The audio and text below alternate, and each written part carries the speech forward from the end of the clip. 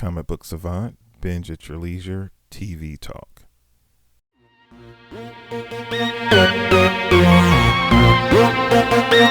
Welcome back to the Comic Book Savant podcast. I'm your host, James Harris, and this is an episode of Binge at Your Leisure, TV Talk for WandaVision, episode 7. And what happened? Whoa, I wasn't ready for this episode. I really was not ready for everything that was going to happen in this episode by far. Yeah, we just saw Monica get her powers as she passed through the hex, going back into the hex or the anomaly, trying to enter back in. She got her vehicle that she was asking for in the previous episode.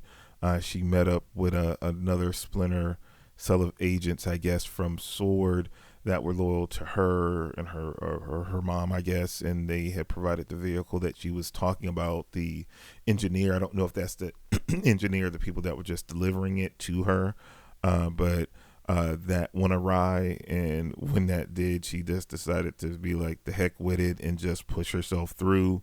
And as she was pushing herself through, we get this great origin scene of her fighting her way, passing through, and parts of her separating, her pulling herself back together and propelling herself through back into the anomaly.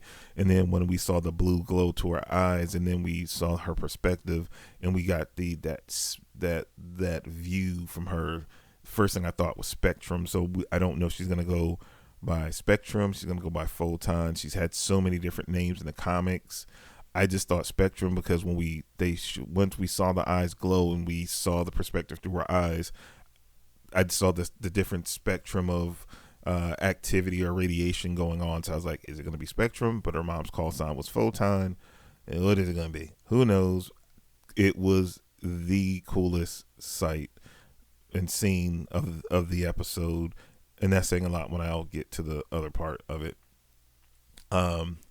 Agnes definitely comes into the forefront in this episode because we were all right. She is Agatha Harkness. She's been the person behind everything. They even did a song flashback sequence that it was Agatha all along, which I loved. I thought that was like really cool. And we saw all the different crazy events that have happened through the different episodes that she was there in the background causing all the problems and the mischief. I guess my one big question is is she really the big bad? But they're saying it was her all along, so I guess so. I'm not disappointed by it at all. Like I said, I've spoke on my different reviews about how I just felt like she had little to do but each time she milked the scene for as much it was worth. She's done an excellent supporting. Been excellent doing in a supporting role in the show. She's done an excellent job with little screen time. So I love that she really came to the forefront and got a lot to do. And in this episode, it appears that Agatha is using the Darkhold. Only reason I'm really familiar with it, and I assume it's the Darkhold, just from they used the Darkhold in multiple seasons. It was a focal point in the Agents of S.H.I.E.L.D. It looked and was designed differently, but as soon as I saw it, I just figured because it's like the most powerful magic book in the Marvel universe. So I just figured this is their take on it, because as far as what I know, Agents of S.H.I.E.L.D. is kind of its own variant. As far as it started out attached to the MCU, and then as the seasons went on in that show, I don't think Feige and Loeb and those guys over in the TV department didn't get along well. So I think we're seeing the origin of the Darkhold in the MCU with its debut here in this episode. So I'm assuming that Agatha is using the Darkhold to control Wanda and to cause the problems in Westview, because it's definitely apparent when she reveals herself that she has some type of hold and she has put some kind of spell on Wanda as well. So Wanda's not totally the big bad, or they're amplifying her anxieties and her emotional distress and depression to manipulate her to cause said anomaly. So either way, Agatha is definitely behind the hex there in in Westview. Um, Hayward intentions are made known. We had a scene last episode where Darcy had hacked the mainframe and had got plans, and we get a text from Darcy to Jimmy that reveals that all of this from Hayward's perspective is that he was trying to bring a Vision online to make him a sentient weapon for Sword.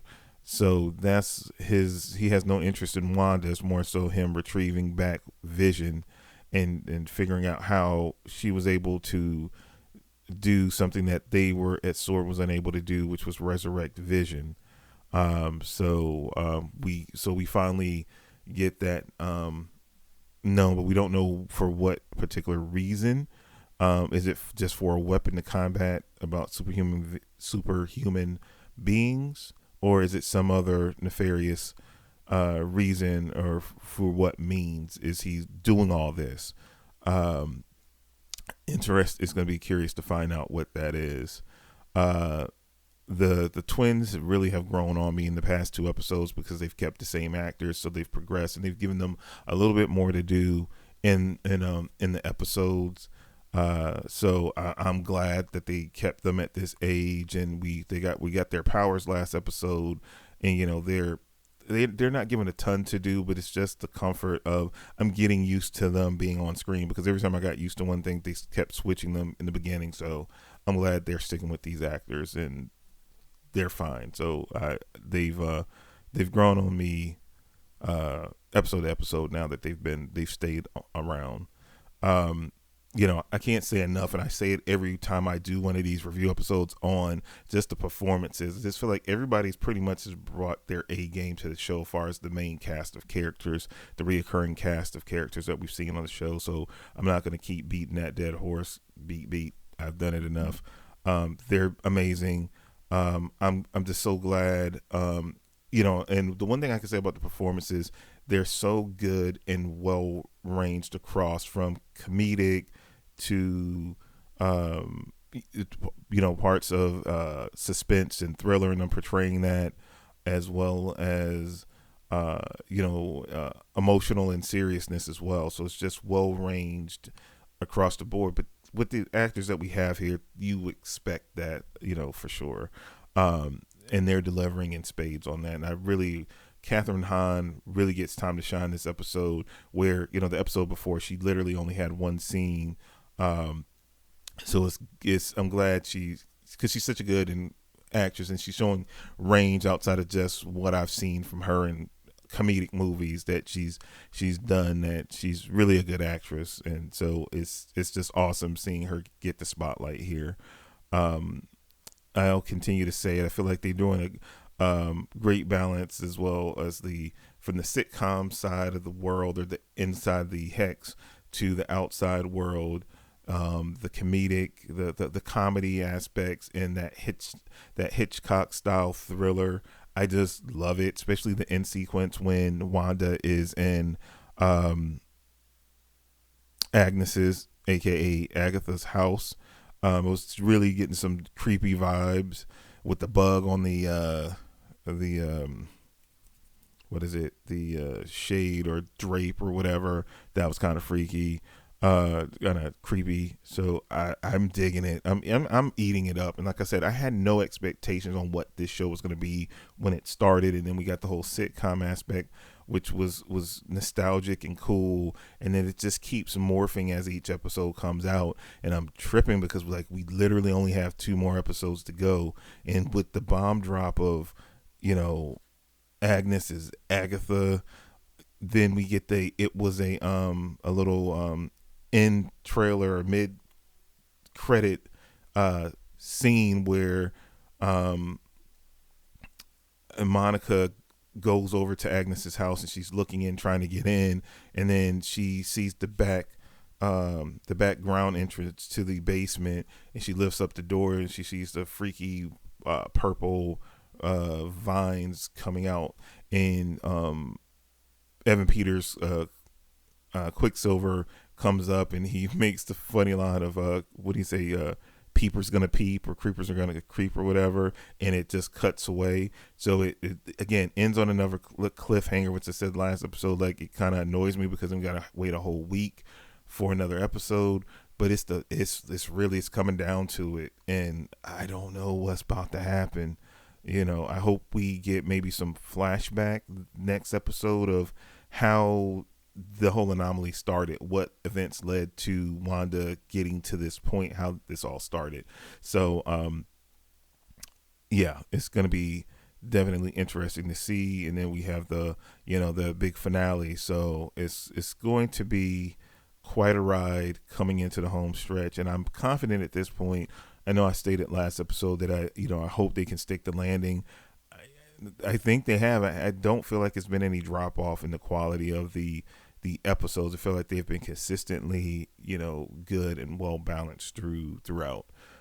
So overall, I would give the acting a 7 out of 10 in this episode. Casting always 10 out of 10. Direction a 7 out of 10, because it did kind of feel like it was, that cool sequence with Monica in the beginning of the episode, and then the reveal of Agnes's Agatha at the end, and it was not gonna say pedestrian, but it was, some exhibition, what's the word I'm looking for? Exposition in the middle of the episode, a lot of that going on, but I still overall with that Monica sequence and that reveal at the end, and with the cool stinger at the end of the episode with Pietro and Monica, it overall, I felt like the direction 7 out of 10, special effects 10 out of 10, and story 7 out of 10. So that saved the episode for me. I give it an 8.25 out of 10. Still really solid episodes coming down. So like I said, I feel like the big set pieces at the beginning of the end balanced out the kind of dry middle. But all in all, I'm just having so much fun with this, and I can't wait because I'm so stoked, and I'm trying to temper my expectations on Falcon and the Winter Soldier, but that's coming up, shortly. And if it's anything as good as this show, like, I'm all into these Disney